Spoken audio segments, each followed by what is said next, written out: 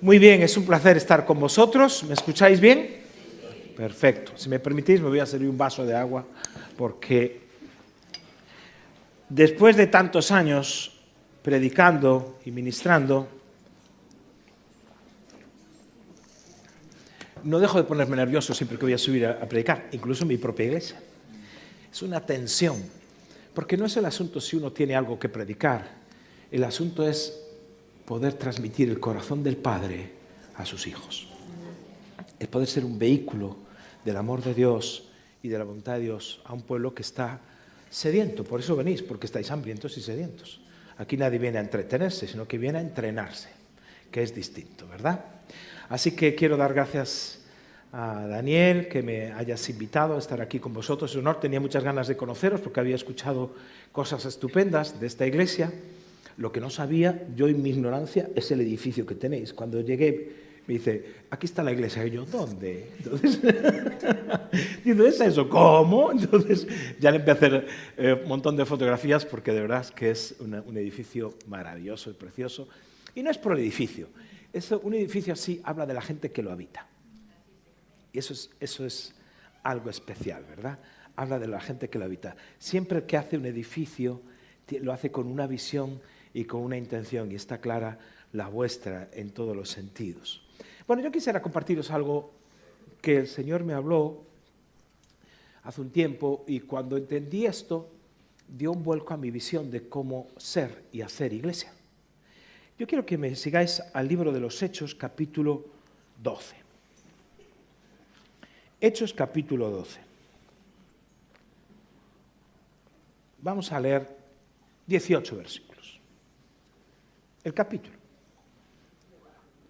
Al menos sabemos que así todo el mundo habrá leído un capítulo esta semana. Entonces, algo es algo, ¿no? Entonces, en aquel mismo tiempo el rey Herodes echó mano a algunos de la iglesia para maltratarles y mató a espada a Jacobo, hermano de Juan.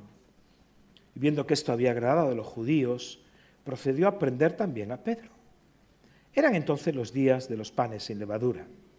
Y habiéndolo tomado preso, le puso en la cárcel entregándole a 4 grupos de 4 soldados cada uno, para que le custodiasen. Y se proponía sacarle al pueblo después de la Pascua. Así que Pedro estaba custodiado en la cárcel, pero la iglesia hacía sin cesar oración a Dios por él. Y cuando Herodes le iba a sacar aquella misma noche, estaba Pedro durmiendo entre 2 soldados, sujeto con 2 cadenas, y los guardas delante de la puerta custodiaban la cárcel. Y aquí que se presentó un ángel del Señor y una luz resplandeció en la cárcel y tocando a Pedro en el costado le despertó diciendo, levántate pronto. Y las cadenas se le cayeron de las manos. Y le dijo el ángel, cíñete y átate las sandalias. Y lo hizo así. Y le dijo, envuélvete en tu manto y sígueme. Y saliendo le seguía, pero no sabía que era verdad lo que hacía el ángel, sino que pensaba que veía una visión. Y habiendo pasado la primera y la segunda guardia, llegaron a la puerta de hierro que daba a la ciudad, la cual se les abrió por sí misma. Y salidos pasaron una calle y luego el ángel se apartó de él. Entonces Pedro, volviendo en sí, dijo, ahora entiendo verdaderamente que el Señor ha enviado su ángel y me ha librado de la mano de Herodes y de todo lo que el pueblo de los judíos esperaba. Y habiendo considerado esto, llegó a casa de María, la madre de Juan, el que tenía por sobrenombre Marcos, donde muchos estaban reunidos orando. Cuando llamó Pedro a la puerta del patio, salió a escuchar una muchacha llamada Rode, la cual, cuando reconoció la voz de Pedro, de gozo no abrió la puerta, sino que corriendo adentro dio la nueva de que Pedro estaba a la puerta, y ellos le dijeron, estás loca. Pero ella aseguraba que así era. Entonces ellos decían, es su ángel. Mas Pedro persistía en llamar, y cuando abrieron y le vieron, se quedaron atónitos.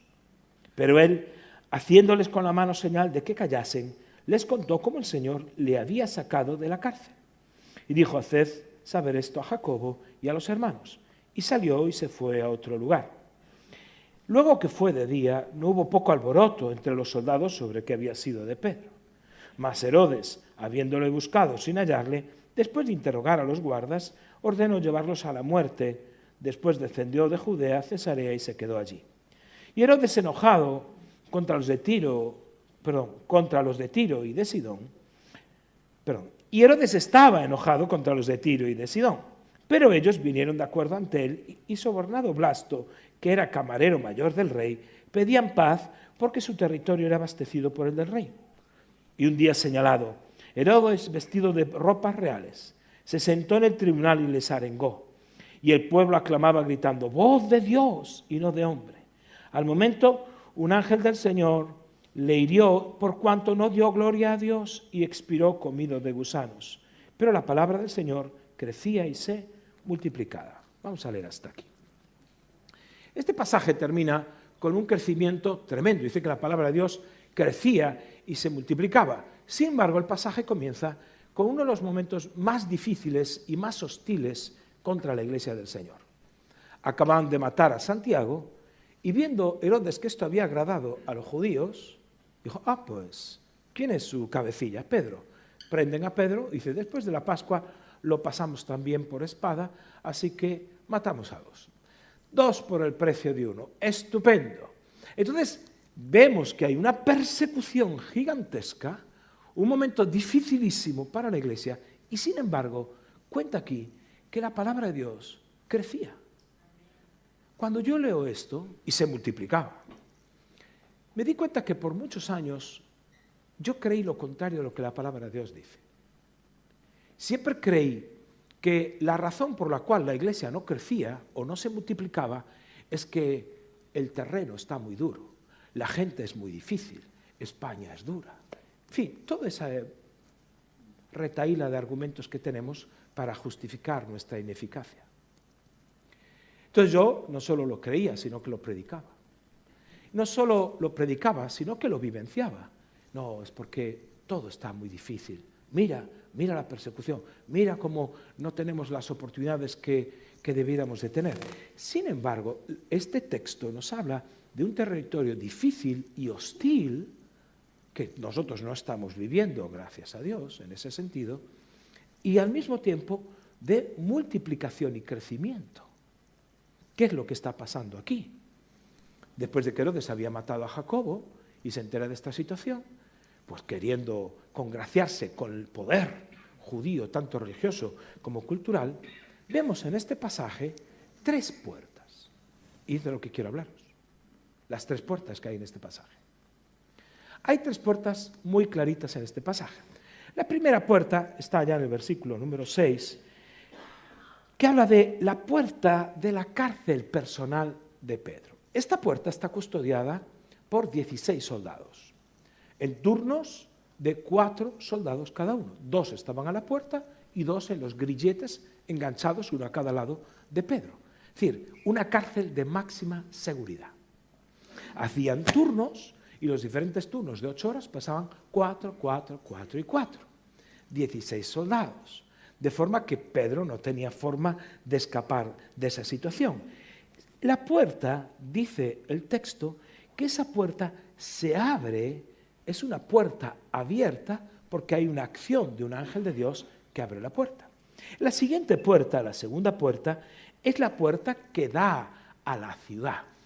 Yo vivo en una ciudad amurallada romana, se fundó un poquito antes de los tiempos de Jesucristo, conserva, y lo decíamos a la mañana, la única muralla romana del mundo que se conserva entera. La ciudad de Lugo tiene 3 patrimonios de la humanidad, la ciudad. Yo creo que solo supera en España Córdoba, que tiene 4. Y tiene una muralla impresionante. Tú puedes subir a la muralla, es de alta como este edificio, en algunas zonas más, y pasearla por arriba. Y la muralla tenía originalmente 4 puertas.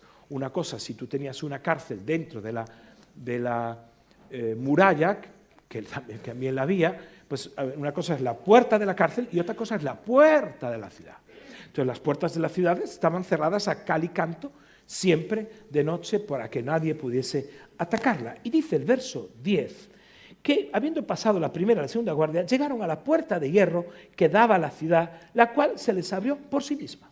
Es decir, la primera puerta se abre, la segunda puerta es una puerta abierta, y vemos en el verso 14, el 13 y el 14, que Pedro llega a la puerta del patio, es decir, a la puerta de la iglesia, donde la iglesia está reunida, orando por él. La puerta de la celda se abre, la puerta de la ciudad se abre, pero la única puerta que no se abre es la puerta de la iglesia. la puerta de la iglesia permanece cerrada. Esto que parece una metáfora, no lo es. Pensamos que muchas veces las puertas de las cárceles personales del corazón de la gente está cerrada, la gente está endurecida, pero según este texto, Dios ya ha abierto muchas más puertas de las que pensamos, de personas que están a nuestro alrededor. Hay gente sedienta, hambrienta de Dios, solo que nosotros no lo vemos, o mejor dicho, no lo creemos. Incluso Dios ya ha abierto puertas a nivel de ciudades. Muchas veces las iglesias, como vosotros o nosotros allá, tenemos la gracia de Dios con las autoridades, con los políticos, en fin. Tenemos obra social que nos han abierto puertas. Todo parece que aparentemente son puertas que se han abierto. Sin embargo, cuando miras estratégicamente una congregación, o podía ver yo la nuestra hace unos años, me daba cuenta que aunque teníamos una obra social muy fuerte y muy competente, que sigue vigente, ¿verdad?, nuestra iglesia tenía la puerta cerrada. Una iglesia, cuidado, que era una iglesia que tenía, como dice aquí, fíjate, una iglesia con cierta espiritualidad, porque no era una iglesia que estaba en la carne, era una iglesia que estaba orando. Hemos hecho nosotros, al menos allá en Lugo, todo tipo, como claro, la muralla se presta para orar. Hemos rodado la muralla en oración, yo no sé cuántas veces, son 2 kilómetros y pico de muralla. Entonces eso se presta muy bien para orar. Hicimos como Esdras y Nehemías, ¿no? Cada uno por un lado proclamando la palabra, después llegamos, cantamos, adoramos, paseamos, atamos, reprendimos, mira lo que hiciera falta. Hicimos esas cosas que aparecían en el Antiguo Testamento, el pacto de sal, porque si hacías, yo qué sé, yo hice de todo, por si acaso funciona algo. Entonces, por si acaso funciona. Nos subimos al monte así más arriba, que se ve la ciudad de Lugo, desde allí oramos y yo oré y hice de todo. ¿Y sabes qué? Funcionó. Funcionó. Porque Dios no echa a la basura la oración de los santos. Escucha, a veces con cierta ignorancia, a veces con credulidad, yo qué sé, pero Dios no está examinando. A ver el nivel de oración correcta, no, esta no, que no está bien según el versículo. No, ve el corazón de las personas. Entonces, ¿qué llegó? Llega Pedro a la puerta de la iglesia, no le hablen, pero finalmente le abren. Entonces, cuando Rode entra dentro y dice Rode, aquella muchacha, ¡es Pedro! Y todos dijeron, estás loca. Y no creían por lo que estaban orando. No lo creían. Oraban por algo que en el fondo de su corazón decían, no va a pasar. Señor, sálvalo. Pobrecito Pedro. Consuela a su viuda cuando llegue. Pero Señor, si tú quieres salvarlo, pero por si acaso vete consolando a la viuda. Entonces, ¿verdad? No. Bueno, había algunos que eran un poquito más espirituales. Dijeron, es su ángel, ¿no? Entonces, como, sí, es su ángel. Sí, y finalmente, cuando le abre la puerta a Pedro, ocurre algo, es que se quedan, dice el texto, atónitos. Porque cuando la iglesia abre su puerta, y en lugar de estar encerrada, abre su puerta, se sorprende de que Dios se está moviendo fuera, no adentro. Y están absolutamente atónitos. ¿Cómo es posible? Dios liberando, abriendo puertas de cárceles, abriendo puertas de ciudades. No me lo puedo ni creer, que es una expresión que a veces yo le comento a alguna persona, que le contaba a Dani, que está pasando esto, Dios está haciendo eso. No te creo, me dijo. Entonces, no te creo, no te puedo creer, pero no podía. Yo quisiera compartiros 4 pistas muy sencillitas de por qué creo que la iglesia está cerrada. 4 pistas de por qué la iglesia tiene a veces la puerta cerrada. 4 pistas que nos ayudaron a nosotros a hacer las correcciones correctas que teníamos que hacer en el proceso de edificación de la iglesia. 4 pistas muy sencillitas, pero que espero que sean de bendición o ilustren vuestra vida y el proceso de construcción de la iglesia. La primera pista es muy sencilla. La iglesia está cerrada porque está encerrada. Y dirás tú, pero no es lo mismo. Para esto invitamos a un pastor a predicar, para semejante revelación. ¿Qué quiere decir con esto? La iglesia está cerrada porque está encerrada de puertas adentro. Fíjate que el versículo 12 dice que estaban reunidos orando. Es decir, es una iglesia con una buena espiritualidad. Incluso en términos modernos podríamos decir, oye, aquí hay una célula, ¿no? Aquí tenemos un grupo casero, una iglesia de hogar, un grupo de conexión, en fin, llámale como tú quieras. ¿Me entendéis lo que quiero decir? Tenemos una buena espiritualidad. Hay un grupo de gente que se reúne pues, ante una crisis que está pasando, al menos se encuentran orando. Pero es una iglesia que al estar dentro no logran ver lo que Dios está haciendo fuera. Porque están tan centrados en su reunión, tan centrados en sus cultos o tan centrados en sus actividades que no pueden ver lo que Dios sí está haciendo fuera. Si esa iglesia, en lugar de estar orando dentro del local o dentro de una casa, están orando, dando vueltas alrededor de la ciudad o dando vueltas alrededor de la cárcel, serían testigos inmediatos de lo que Dios está haciendo, porque lo verían con sus propios ojos. No es que la iglesia esté esperando que Dios se manifieste, sino que la iglesia está donde Dios se manifiesta, que es distinto. A veces oramos para que Dios se manifieste, pero es que Dios ya se está manifestando. No puede Dios esperar simplemente a una iglesia. Hay gente que está clamando en el hospital. Aquí hay, ¿cuántos? 76.000 habitantes. ¿Tenéis hospital acá, supongo? ¿O cerca? ¿Cuánta gente habrá clamado esta noche? Esta noche, aquí en Castelldefels. ¿Cuánta gente habrá clamado a Dios, o a la Virgen, o a Buda, o a la energía eterna? Yo qué sé, por un milagro. Sana a mi hijo, salva a mi marido, recupera a mi hija, trae algo a mi vida, provéeme para acabar el mes, dame una vivienda. ¿Cuánta? ¿El 10%? ¿7.600 personas? No, eso es mucho. ¿El 5%?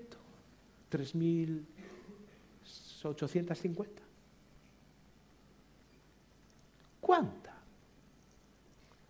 ¿No os dais cuenta que Dios tiene necesidades masivas de poder ser respuesta para tanta clamor que hay en un mundo? Y Dios necesita a su iglesia fuera de la iglesia. Por eso Jesucristo, su énfasis, o al menos el llamamiento final, es id. Id. Mientras vas en el camino, vas hablando, vas ministrando, vas siendo las manos de Dios, los pies de Dios, vas siendo el canal de Dios para la gente que necesita el Evangelio, la gente que necesita ver a Jesucristo vivo hoy en día. La iglesia se encierra cuando toda su vida la gira en torno a un templo. El lugar de la iglesia nunca, jamás fue el templo. Ni siquiera en España. Tú sabes que la iglesia en España, cuando nace en los hogares, en el siglo XIX. Hasta el siglo XIX no hay permiso para hacer templos. Es apenas en un trienio liberal que hay, donde se abren las puertas y vienen misioneros ingleses especialmente. ¿Y dónde? No había templos. ¿Qué templos? Si se empezaron a construir a partir del siglo XIX. La iglesia en España nace en casas. No nace a través de templos. No es que el templo sea malo, porque nosotros también tenemos un local muy bonito. El asunto es lo que hago. El lugar de la iglesia nunca fue el templo, fue la calle, fue las plazas, es la universidad, son los institutos, son las empresas. Ese es el lugar de la empresa. Cuando nosotros encerramos a nuestros jóvenes para que no se contaminen con el mundo y los encerramos en un lugar llamado templo, iglesia, al lugar que le llamamos iglesia, cuando ya sabemos todos teológicamente que la iglesia no es el lugar, pero bueno, decimos eso. Pues lo que estamos haciendo es un daño tremendo, porque hay una disociación en el mensaje que hacemos. Le decimos a la gente, no, la iglesia somos todos, pero después le decimos a la gente, tienes que venir a la iglesia. Y hay una disociación. ¿Y qué es lo que cuando hay un conflicto entre el lenguaje verbal y el otro lenguaje, el lenguaje corporal, qué es lo que vence? Siempre el lenguaje corporal. El lenguaje verbal solo es el 7% de la comunicación. El 93% del resto del lenguaje es el tono de voz y el gesto físico. A nivel de iglesia es igual. Tú le puedes decir a alguien, te amo, cariño. Entonces, con cara. ¿Qué va a recibir esa persona? Sabe que aunque le digas te amo, cariño, si se lo dices enseñando los dientes como si fuese un bulldog que le va a morder, pues dices, esta no me ama ni nada. El lugar de la iglesia, del cuerpo de Cristo, nunca fue un local. El local es un lugar de entrenamiento para poder afilar la espada, ser sanados si estamos heridos, renovar nuestras fuerzas, enchufarnos a la red, en fin, a unos a otros sanarnos, levantarnos, animarnos para ir al lugar donde nosotros tenemos que ser cristianos, que es mientras nos preparamos, estudiamos, trabajamos, compramos en los supermercados, vamos de vacaciones, todo, ahí está la iglesia completamente siempre vigente. Nosotros cuando entendimos esto, hicimos un cambio no, nos dimos cuenta que teníamos que volver a la raíz de lo que significaba ser iglesia. Habíamos desvirtuado ser iglesia a unos cultos de domingo y actividades buenas, todas son buenas, actividades religiosas. Entonces lo que tuvimos que cambiar la estrategia porque queríamos que las personas estuvieran en la ciudad. Hoy la iglesia está penetrando toda la red social de la ciudad, en todos los lugares. Animamos que las personas sean parte de asociaciones, de la Cruz Roja, de los grupos de artistas, de lo que sea. Los skaters van a las zonas de skaters, porque tenemos skaters cristianos. Todo tiene que estar penetrando la red social. La iglesia tiene que estar ahí fuera. Los gimnasios, esos templos del diablo. Pero bueno, la iglesia tiene la puerta cerrada cuando se encierra. Segunda pista. La iglesia está cerrada porque no cree, ¿verdad? Esto no significa que no crea en Dios y en estas cosas, ¿no? Porque me refiero que cuando llega la noticia de que Pedro está fuera, ¿qué le dicen a Rode? Estás loca.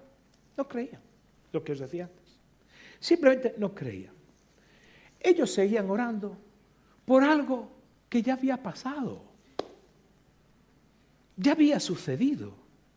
¿Cómo puedes estar orando por algo que ya sucedió? ¿Sabes por qué? Porque no escuchas a Dios. Dios ya lo hizo, pero yo sigo orando. Como aquel fariseo que oraba consigo mismo. Señor, qué mega guay soy, no como este. Es decir, muchas veces la iglesia puede estar orando por algo que Dios ya hizo. Y no es que sean, insisto, unos carnales, porque era una gente que oraba. Y nosotros estamos a veces igual. Señor, abre los corazones. Pero si ya están listos. Señor, que Castelldefels se arrepienta. Pero si Castelldefels está lista. Lugo está listo. España está lista. Solo que me hacen falta obreros. Deja de orar por lo que ya está preparado. Y empieza a orar por lo que Jesús dijo. Necesito obreros. Necesito gente. Porque al ver las multitudes, dice que se le puso el corazón como una calabaza. Porque tuvo compasión por ellos. Dice, necesito gente. Nosotros no. Le decimos, hay que orar por las multitudes. No, señores. Deja de orar ya por las multitudes. Señor, abre las cárceles de las personas, su corazón. Deja de orar y empieza a orar, Señor, envíame a mí. ¿Verdad? Yo voy. Si tú me dices, ven, lo dejo todo. Entonces, pues, oye, vale para una alabanza esa canción, ¿eh? Un bolero cristiano. Si tú me dices, ven, lo dejo todo. Pero imagínate que es Cristo que te lo dice, ¿no? Bueno, no quiero ser irreverente, pero, en fin, si el que quiera reírse tiene permiso. ¿Qué es una fe que simplemente ora, pero no cree que Dios va a responder la oración que hace? Es una fe racional. Es una fe que está aquí, pero que no baja aquí. Son teóricos de la fe, gente teórica de la fe. Algunos decían, es su ángel. Es decir, ya había, al menos en esa iglesia recién nacida e incipiente, una teología sobre el mundo angelical. Pero eran incapaces de creer que un ángel que habita en la presencia de Dios puede bajar al mundo físico, bajar o subir o donde venga, manifestarse en el mundo físico y liberar a una persona. Eso no. Yo creo que hay ángeles, pero que ángeles se manifiesten aquí, eso es otro cantar. Es una fe racionalista. Eran incapaces de entender que la manifestación del poder de Dios y la obra de Dios podía traer libertad sobrenatural, y menuda libertad, porque caen las cadenas, los dos soldados que estaban a su alrededor ni se enteran, abre las puertas, pasan una guardia, pasan otra guardia, se abre otra ciudad, las puertas de la ciudad. Y aún Pedro decía, es una visión lo que tengo, hasta que se da cuenta que no es una visión. Sí, una fe racional, es una fe teórica, una fe racionalista, pero esa fe no es nada más que incredulidad maquillada de fe. Pero es pura incredulidad. Digo que creo, pero no me lo creo. Oro, Señor, manda a tus ángeles. Creo que hay ángeles, pero no puedo creer que un ángel sea capaz de manifestarse en el mundo físico y traer libertad. ¿Qué clase de fe es esa? Por eso, a veces trabajamos con los adolescentes mucho, porque hay una crisis. En la iglesia encuentran un Dios que está vivo y en la calle encuentran un Dios que está muerto. Aquí se habla del Dios que está vivo, pero pues no lo ve. Es decir, si no tenemos una fe que realmente crea que el Dios de la Biblia está vivo y que puede hacer lo que dice aquí que hace, entonces no vamos nunca a alcanzar nada, ni transformar estructuras sociales, ni crecer como iglesia, ni nada. No vamos a hacer nada. Hay que empezar a creer que lo sobrenatural es algo real. Es algo real. Siempre me llamó la atención los americanos que tienen, yo no sé por qué los americanos tienen tanto dinero para hacer encuestas que a veces son inútiles, pero ahí el grupo Barna hizo una encuesta en medio de las iglesias evangélicas y encontró, bueno, la encuesta es muy esquizofrénica, la sociedad es muy esquizofrénica en relación a las creencias y el vínculo que tiene una creencia con lo que uno vive. Y entonces hacen una encuesta entre miembros de la iglesia, de un montón de iglesias, más de 1.500 encuestas, y dice así el resultado de la encuesta. Dice, el 10% de los miembros no pudieron ser hallados. Eso ya para empezar. El 20% nunca asiste a la iglesia. Oye, un 20%. El 25%, se lo digo a los de YouTube también, hay que venir a la rueda. Bueno, el 25% es anónima la encuesta. El 25% admite que nunca ora. El 35% admite que no lee su Biblia. El 40% admite que nunca hace contribuciones a la iglesia, el 40%, allá en Estados Unidos. El 60% nunca da para misiones. El 70% nunca asume responsabilidad dentro de la iglesia. El 85% nunca invita a nadie a la iglesia. El 95% nunca ha ganado a nadie para Cristo. Pero el 100% cree que irá al cielo. Interesante. No, yo sé que la salvación no es por obras, ¿vale? No estamos hablando de eso. Estamos hablando de esa sinsentido que tiene, que yo creo una cosa, voy al cielo yo, pero después vivo otra completamente. Está separado, como decía antes la palabra, disociado mi creencia de mi estilo de vida. Por eso, cuando una iglesia cierra la puerta o se cierra cuando no cree en la vida clara del poder de Dios manifestado a su alrededor. Tercera pista. Son 4, mira qué rápido voy, no te quejes. No. Tercera pista. La iglesia está cerrada porque los que sí creen se encierran. Vemos una parte de la iglesia que no cree, que está llamada a abrirse incluso al mundo sobrenatural, en este caso, del mundo angelical. Pero hay una parte que sí cree, que aquí se ve en Rode. Rode oye a Pedro, y dice, ¡guau! Rode lo oye y dice, ¿y qué dice Rode? Es Pedro, tiene la buena noticia, pero en vez de abrir la puerta, ¿qué hace? Vuelve adentro y cuenta la buena noticia, ¿dónde? Dentro de la iglesia. Cuenta la noticia dentro, pero no abre la puerta. Tiene un gozo, una alegría. Es extraordinaria esta chica. Llena de Dios. Esta sabe lo que es lo correcto. Eso sí, cuenta las buenas noticias dentro de la iglesia. ¿Qué es lo que pasa muchas veces? Lo mejor que tenemos de la iglesia lo encerramos dentro de la iglesia. De forma que esté involucrado, sirviendo, actuando, lo que sea, pero dentro de la iglesia. Y proclamamos las cosas que Dios hace dentro de la iglesia.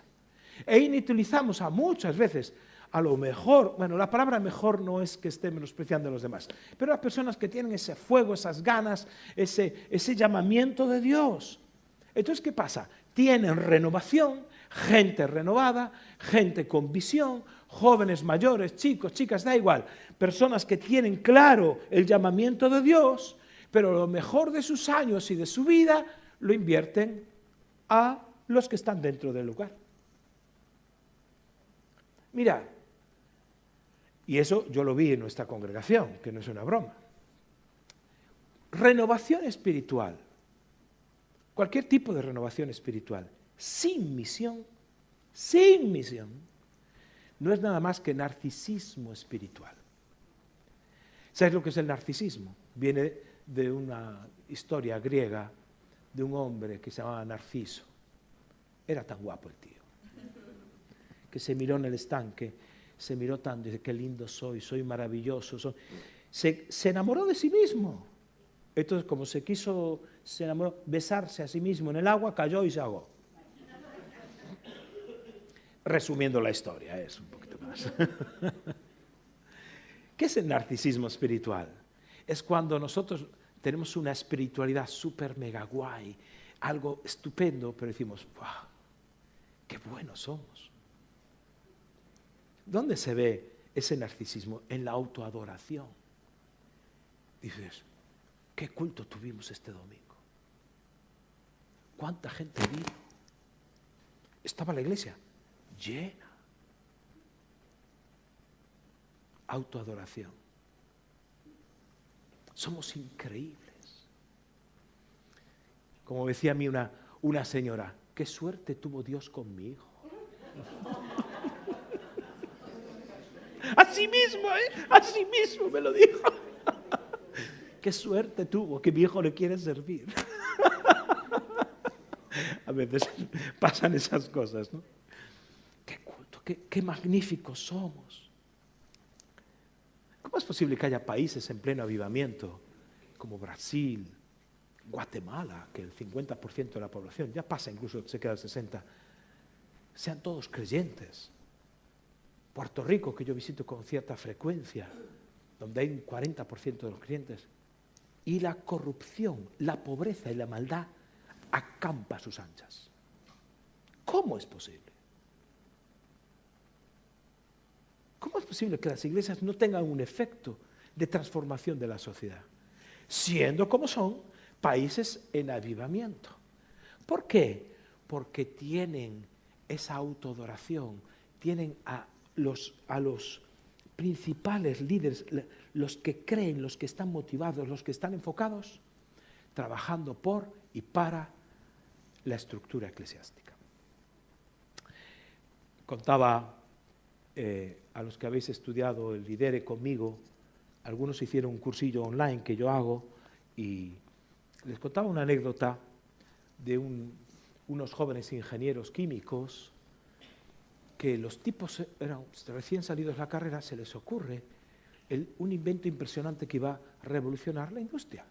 Y es que inventaron el aceite industrial biodegradable. Entonces dijeron, esto es se lo puedes echar el aceite al río, se degrada, no contamina. Entonces dijeron, esto es impresionante, pero claro, el proyecto requería de una nave gigantesca, de una maquinaria muy compleja, todo, y valía varios millones de euros. Entonces presentan el proyecto a la administración. Entonces presentan a la administración, pero claro, la administración cuando ve semejante cosa dice, esto va a ser la bomba. Si somos nosotros, entonces la administración del gobierno les concede todos los millones de euros que necesitaban y los tipos invierten en la nave y una maquinaria grande, muy gigantesca, ponen todo para todos los productos, todo lo que tenía que hacer para después conseguir ese aceite industrial biodegradable. Entonces montan todo y al cabo de unos meses pues va el ministro de turno y todo el séquito para ver si se había invertido bien el dinero.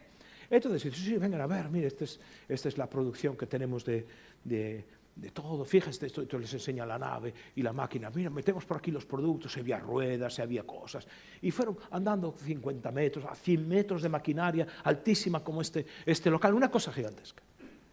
Dice, qué estupendo. Y por aquí sale, ve, el producto, el aceite en bidones, todo esto está en bidones. Dice, qué bien, pues ya vio la fábrica, ve que hemos empleado perfectamente, esto va a ser revolucionario. Qué maravilla. Dice, pues ya está. Dice, no, ya está, no, ustedes me tienen que enseñar el resto de la fábrica. No hay más. ¿Cómo no hay más? ¿Y dónde está el departamento de venta y distribución? Dice, no hay. ¿Cómo no hay? ¿Y qué hacen con todo el aceite que fabrican? Dicen, lo usamos para engrasar toda la maquinaria. Todo. Hay iglesias que son igual. Todo el aceite que fabrican es para engrasar su propia maquinaria. Los mejores jóvenes, los mejores consejeros, los mejores músicos, maestros, a engrasar la propia maquinaria cuando hay un mundo ahí fuera que necesita maestros, consejeros, músicos, muchas personas que si están en misión podían tocar vidas. Siempre recuerdo un hombre fiel. Me dice, me falta algo, me dijo, me falta algo. No sé qué me pasa. Yo, ¿pero qué te pasa?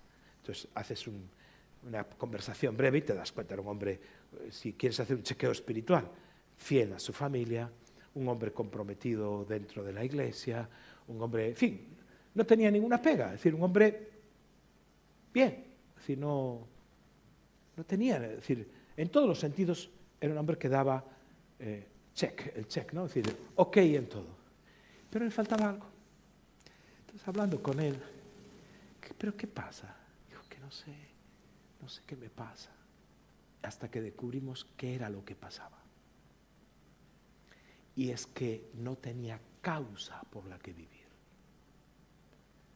Cuando un hombre o una mujer no tiene una causa por la que vivir, no tiene una misión en la vida por la que vivir, simplemente se convierte en miembro de una iglesia evangélica. Eres fiel en tus ofrendas, eres fiel en tus servicios, eres fiel en la asistencia, pero aquí no estamos por eso. Esta no es nuestra batalla. Nuestra batalla es otra. Le comentaba ayer, o antes, no sé cuándo, a los hermanos que estaban aquí, estaban con un grupito de líderes. Tú imagínate que un amigo tuyo se acerca y te dice, oye, me voy a meter en el ejército. Y tú dices, ¿en el ejército? Sí, porque he escuchado que en el ejército se hacen amigos que son para toda la vida. Ahí. Y como no tengo amigos, yo quiero tener amigos para toda la vida. Y la música militar, me encanta. Y los desfiles, y lo guapos que están cuando desfilan. Eso, yo es que quiero estar ahí. ¿Cómo celebran las victorias? Oye, un momento. Creo que estás un poquito equivocado. Porque es cierto que en el ejército se hacen amigos. Pero la misión del ejército no es que tú hagas amigos. La misión del ejército es la defensa. Una defensa a veces de un espacio territorial o de unos valores. Y, por ejemplo,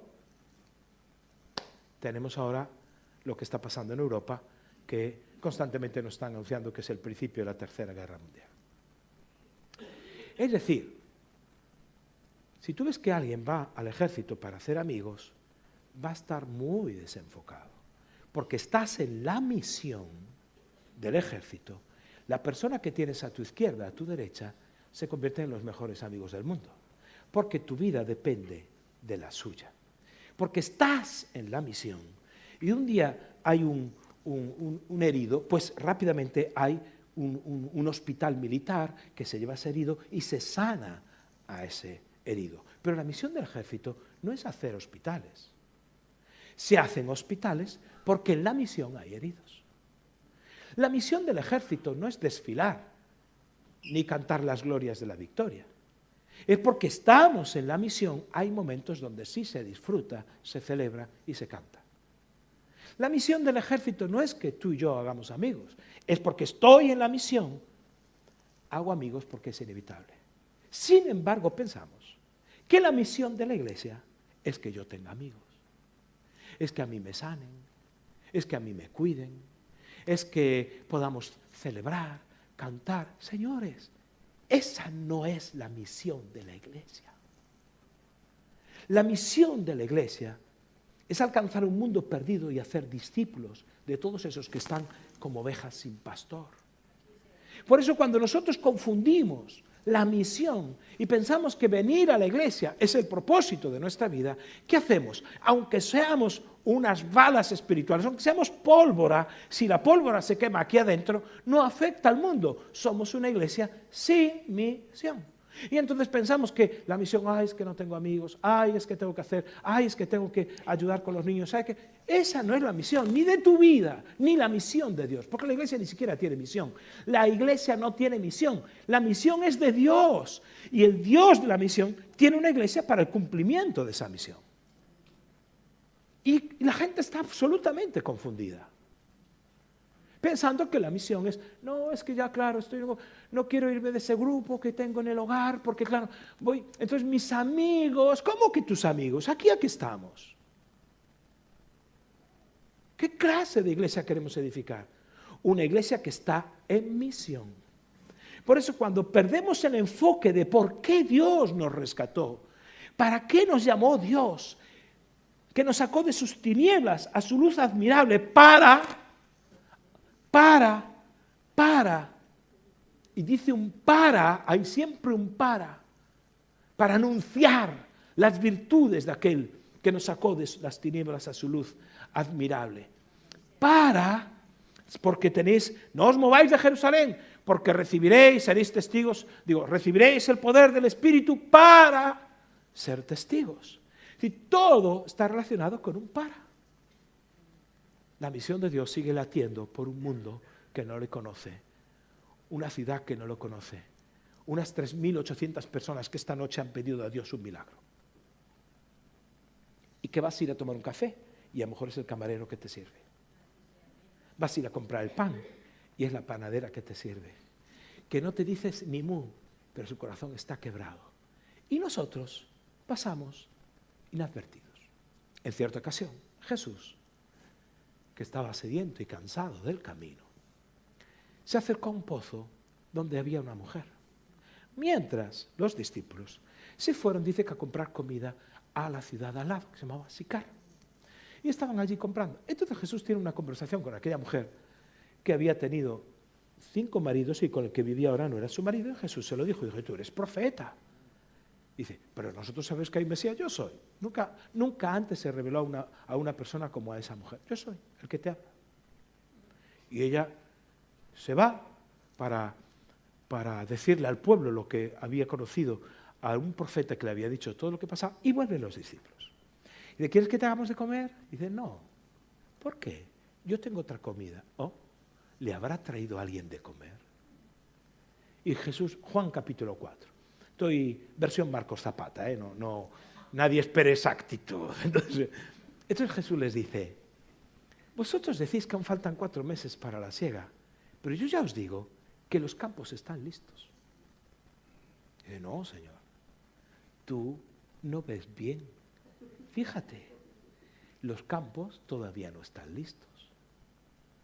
Y él dice, alzad vuestros ojos, estáis mirando lo que no debéis mirar. Los campos ya están listos. Jesús les está hablando ¿de qué? De la misión. ¿Y ellos con qué ojos ven? Con los ojos de la realidad. La realidad es aplastante. Uno piensa, la gente no está lista, la ciudad no está lista, las puertas de las cárceles están cerradas y las puertas de las ciudades están cerradas. Eso es lo que pensamos. Y Jesús dice, ya están listos. ¿De qué estaba hablando Jesús? Mientras tenía esta conversación, en Sicar, esa mujer que estaba en el pozo llega y le empieza a predicar a los hombres de Sicar. Por cierto, a los hombres, no a las mujeres.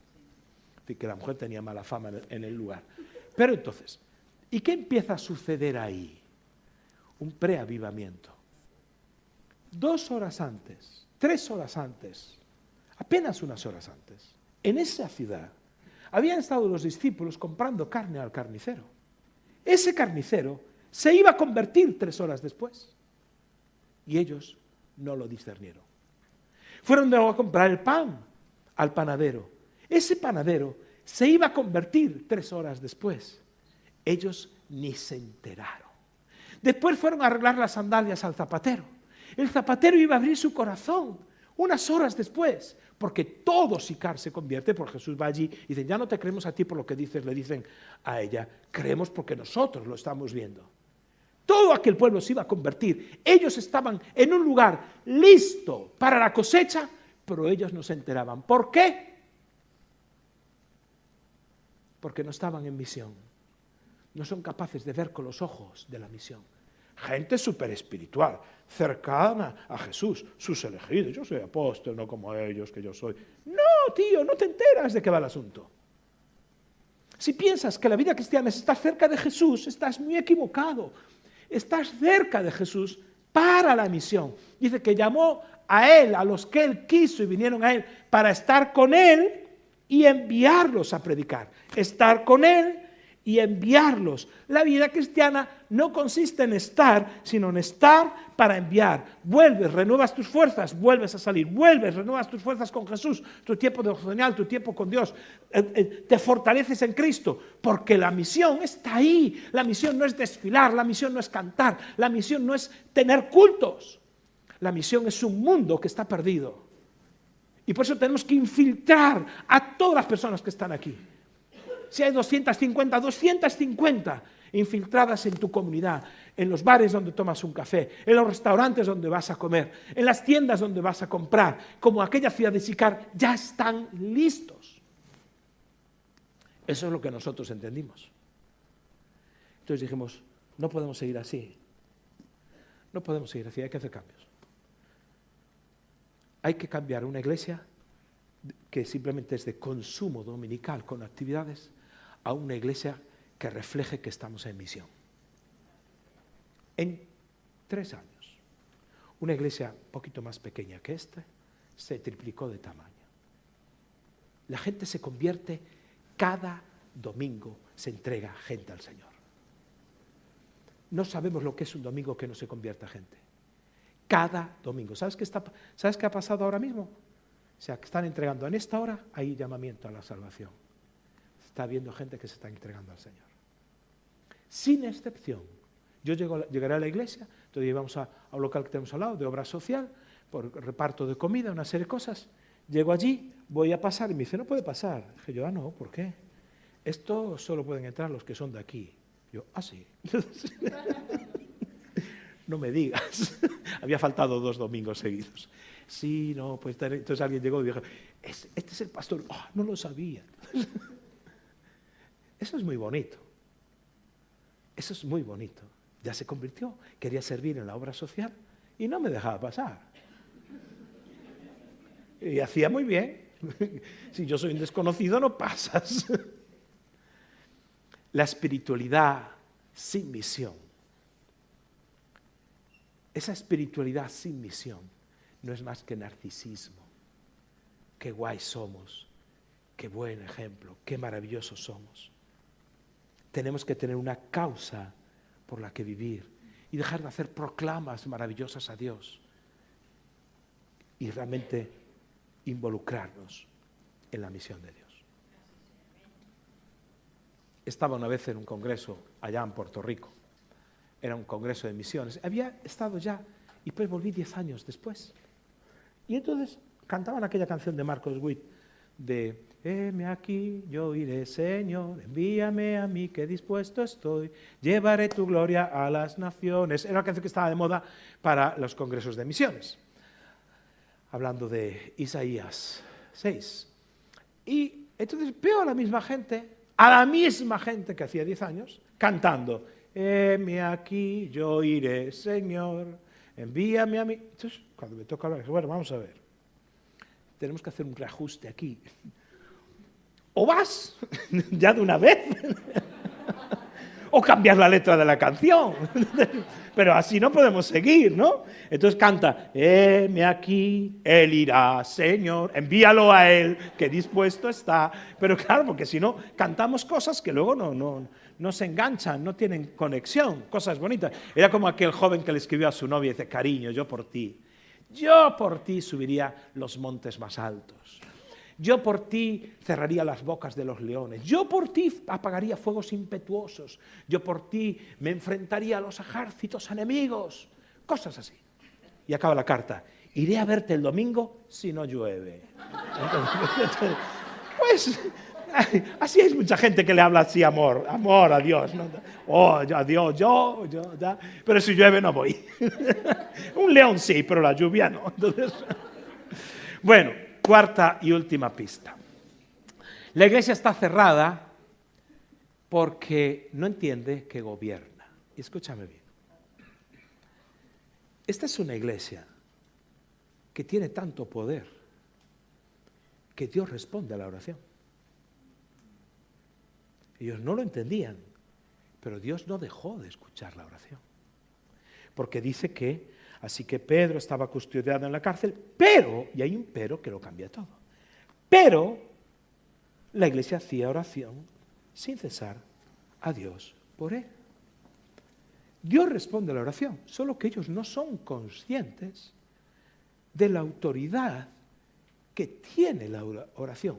Una autoridad que es capaz de movilizar ángeles, como decíamos al principio, que están en un mundo espiritual y materializarse en un mundo que nosotros pisamos y que son capaces de intervenir en la historia humana.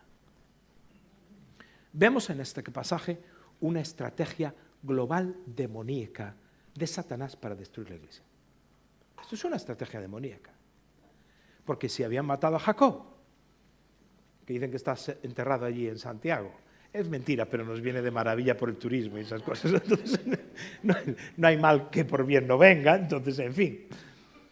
Habían maltratado a muchos y de que ahora la estrategia es matar a Pedro hasta que la iglesia empieza a orar. Es decir, sí la iglesia tiene poder en la oración. Otra cosa es que ellos no fuesen conscientes de ese poder. Y ese es el problema, que muchas veces nosotros no entendemos la autoridad de gobierno espiritual que nos ha dado como iglesia. El gobierno, la historia del mundo, la historia no la marcan las decisiones de gobernantes. La historia, según la Biblia, siempre tiene que ver de la relación con Dios con un remanente fiel. Siempre. Ya pueden venir gobernantes, mejores, peores, que proclaman las guerras y lo que sea. Hay un remanente fiel que lo cambia todo. Por eso, cuando Pablo le escribe a la carta que dicen los expertos, que es la carta más madura del Nuevo Testamento, y le escribe a los Efesios, fíjate cómo empieza. Una carta que incluso a los Efesios les dice, despierta tú que duermes, y te alumbrará Cristo. Pero mira cómo empieza esta carta. Capítulo 1, verso 15. Por esta causa, fíjate cómo ora Pablo a una iglesia madura, pero no era capaz de discernir todo el potencial, toda la autoridad, todo el gobierno que Dios le ha concedido a su iglesia aquí en la tierra. Y dice, por esta causa, también yo, habiendo oído de vuestra fe en el Señor Jesús y de vuestro amor para con todos los santos, casi podía decírselo a esta iglesia, no ceso de dar gracias por vosotros, haciendo memoria de vosotros en mis oraciones. ¿Para qué? Y fíjate, ¿por qué hace Pablo memoria en las oraciones por cada uno de ellos? Y en este caso, por cada uno de nosotros. ¿Para qué? El Dios de nuestro Señor Jesucristo, el Padre de gloria, os dé espíritu de sabiduría y de revelación en el conocimiento de Él, alumbrando los ojos de vuestro entendimiento. Fíjate, habrá tres expresiones que dice, espíritu de sabiduría. Oro para que tengas espíritu de sabiduría, para que tengas revelación del conocimiento de Él, para que sean alumbrados los ojos. Es decir, casi está diciendo Pablo, oro para que de una vez y por todas abras los ojos del entendimiento. ¿Verdad? ¿Para qué? No es para que, ya tengo abiertos los ojos. No, abrir los ojos es para algo. Otra vez, para que sepáis cuál es la esperanza a la que los ha llamado. ¿Y cuáles las riquezas de la gloria de su herencia en los santos? ¿Y cuál la supereminente grandeza de su poder para con nosotros, los que creemos según la operación del poder de su fuerza? La cual operó en Cristo, resucitando de los muertos y sentándole a la diestra en los lugares celestiales. Sobre todo principado y autoridad, y poder y señorío, y sobre todo nombre que se nombra, no solo en este siglo, sino también en el venidero. Y sometió todas las cosas bajo sus pies, y lo dio por cabeza sobre todas las cosas a la iglesia, la cual es su cuerpo, la plenitud de aquel que lo llena todo en todo. No sé si os dais cuenta de lo que está diciendo Pablo, pero Pablo dice, oro para que tengas entendimiento, a ver si se te abren los ojos, para que te des cuenta, y dice unas cosas muy sencillitas, 3 cosas, para que sepas la esperanza a la que Dios te ha llamado. Si supieras a lo que Dios te ha llamado, si te dieras cuenta de lo que Dios te ha rescatado, si supieras que hay una vida muchísimo más satisfactoria que vivir, que simplemente sobrevivir. Oro para que te des cuenta la esperanza, la vida increíble que hay cuando una persona sirve a Dios. Oro por eso, para que eso te abra los ojos, para que te sea revelado, porque si no te es revelado, vas a seguir así, como si nada. Mi oración es que te sea revelado. Te ha llamado a algo mucho más grande que sobrevivir. Te ha llamado a algo mucho más grande que trabajar. Tienes que trabajar como profesor, como carpintero, como camarero y en femenino también, para que nadie se me queje, que ayer fue el Día de las Mujeres. Entonces hay que darle a todo. Te ha llamado a algo increíble. Pero nosotros seguimos nuestra vida sin darnos cuenta de la esperanza a la que Él nos ha llamado. 2. ¿Y cuáles las riquezas de la gloria de su herencia en los santos? Si supieras, dice Pablo, si supieras la herencia que tienes. La herencia no solo está aquí. Si supieras que más tarde o más temprano va a llegar el Señor y te dirá, hey, buen siervo fiel, has sido fiel en lo poco, ven, pasa, porque te voy a poner sobre mucho. Y nosotros preocupados por la herencia terrenal. ¿Alguien vio alguna vez a alguien que se llevó el dinero para allá y se lo pudo cambiar allá? Yo sé de uno que quiso enterrarse con todo su dinero. Y cuando le preguntaron al hijo, ¿se lo enterró así? Dijo, sí. ¿Cómo? ¿Y cómo hiciste? Puse un cheque y ahí se lo puse. Que lo cobre. Ahí está. Nadie se lleva allí. Si supieras la herencia que tienes, la vida eterna, hermanos, es real. La vida después de la muerte es real. Es una realidad incuestionable. Si nadie vino para contarlo, vino Jesús. Nunca fue tan claro como dijo, en la casa de mi Padre hay muchos sitios preparados. Si no fuera así, os lo hubiera dicho, pero es así. Hay una vida eterna, hay una herencia. ¿Qué hacemos perdiendo el tiempo con cosas que apenas duran 80 años? Dice Pablo, oro para que te sea revelado la herencia, la esperanza, las riquezas de la gloria de su herencia. Hay tanto para ti. Dios no es deudor de nadie. Nadie que no haya dejado a su casa, sus cosas, sus barcas, nadie va a recibir menos de lo que dio. Nadie es nadie, porque Dios no es deudor de nadie. Nunca tengas temor, porque Dios es tu pastor y nada te faltará. Nunca, al servirle a Él en la misión. Y dice, ¿y cuál? La supereminente grandeza de su poder para con nosotros, los que creemos. En griego me gusta más, y los jóvenes lo entiendan mejor en griego que aquí en español. Supereminente grandeza de su poder. ¿Sabes cómo se dice en griego? Para que descubras cuál es el megapoder. ¿A qué se entiende mejor? El megapoder, ¿a qué lo entendéis mejor que supereminente grandeza? Es el megapoder. Lo que está diciendo es Pablo, si supieras el poder que tienes, si supieras que es el mismo poder que resucitó a Cristo de los muertos, está en ti. ¿Para qué? Para hacer retroceder las tinieblas. ¿Y precisamente para qué? Para vivir en la misión y hacer la misión de Dios. Eso es lo que Dios nos ha prometido. Y dice, Él está sentado a la diestra, gobierna sobre todo principado y potestad y autoridad. Y dice, y la iglesia es su cuerpo. Es su cuerpo. Es su cuerpo. ¿Y qué pasa? ¿Y qué pasa en la historia? ¿Qué pasa en este relato natural?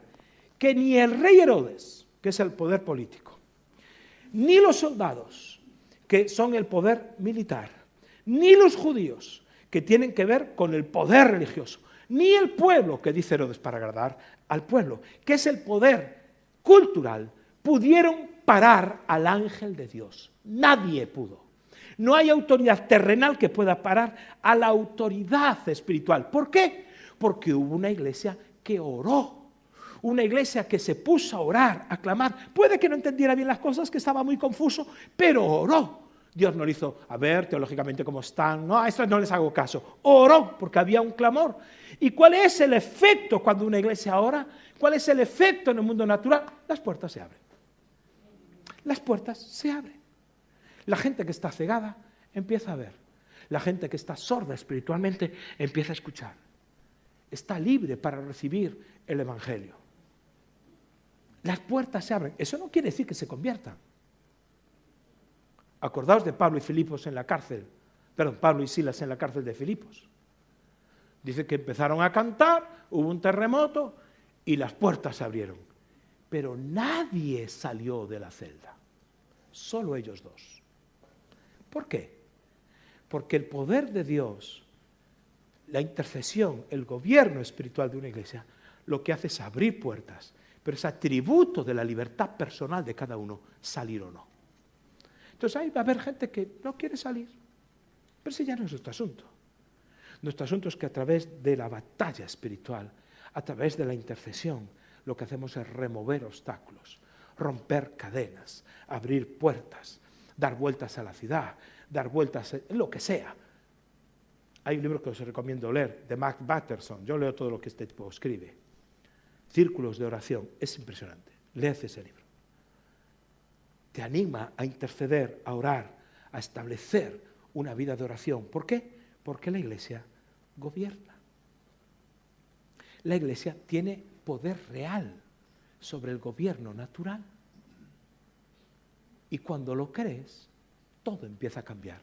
Cuando pensamos que nosotros somos peones de las circunstancias, pero cuando creemos que la iglesia es quien tiene el poder para desatar la voluntad de Dios en la tierra, clamando para que venga el mover de Dios, liberando a las personas, entonces si oramos para que las puertas se abren, Dios va a contestar y lo va a hacer porque ya lo está haciendo.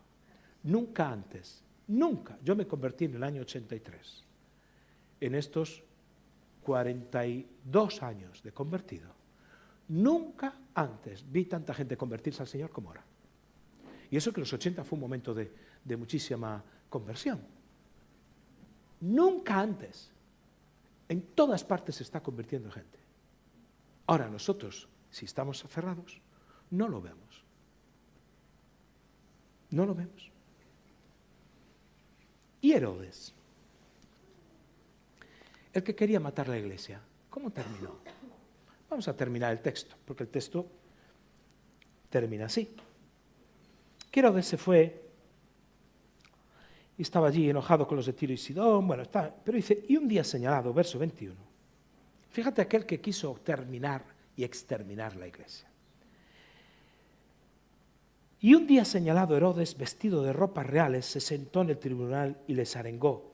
Y el pueblo aclamaba gritando, voz de Dios y no de hombre. Fíjate, Flavio Josefo cuenta esta historia diciendo que Herodes, que el tipo era un tipo, parece que listísimo, a una hora fijada del día, allí en el anfiteatro que tenían, pues tenía unas vestiduras que eran hechas de cristalitos y de espejuelos.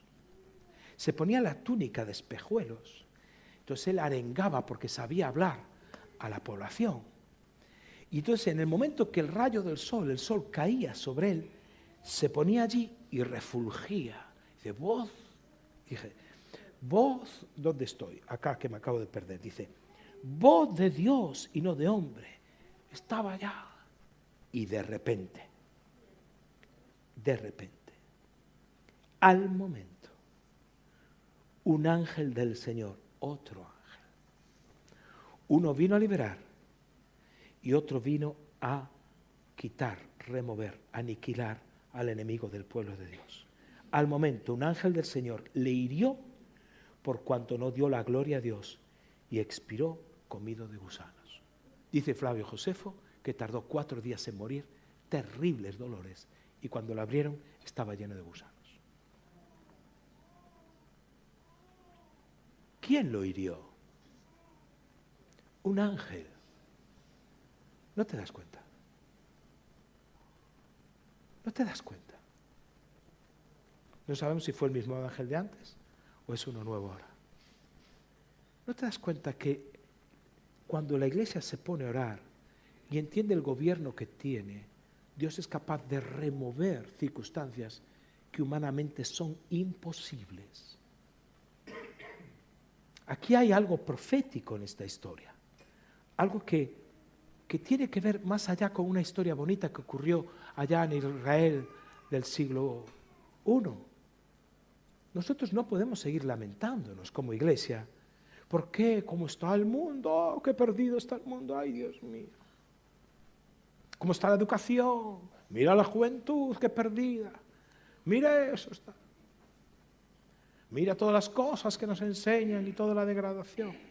¿Vamos a seguir lamentándonos o vamos a gobernar? Lamentamos por cómo están los jóvenes, cómo está la familia, cómo está la sociedad. ¿O vamos a ejercer autoridad espiritual allí donde Dios nos puso? Proféticamente, lo que nos está diciendo este texto es que los poderes contrarios al Evangelio siempre son comidos por gusanos cuando hay una iglesia que se levanta a gobernar, porque es una iglesia que se pone en misión, abre sus puertas y sale. Siempre. Porque si no, no hubiéramos llegado. ¿Tú sabes? Históricamente, si lees la historia de la iglesia, los intentos que hubo de aniquilar la iglesia de Cristo, de borrar la palabra de Dios, no son nuevos los ataques que tenemos. Los han vivido todos nuestros hermanos en estos 20 siglos. Solo que ellos entendían que la iglesia gobierna. ¿Qué vengo a hacer yo en esta mañana? Yo no vengo a compartirte nada. Yo vengo a buscar algo. Yo vengo a buscar vidas en esta mañana que sean capaces de decir, se acabó. Voy a abrir la puerta de mi vida. Voy a involucrarme en la misión de Dios. Voy a darle los años que Dios me dé, los mejores. Sí, voy a trabajar, voy a tener una familia, todas esas cosas. Pero todo enfocado en la misión de Dios. ¿Serás tú uno de esos? Porque si eres uno de esos, Dios te va a usar de forma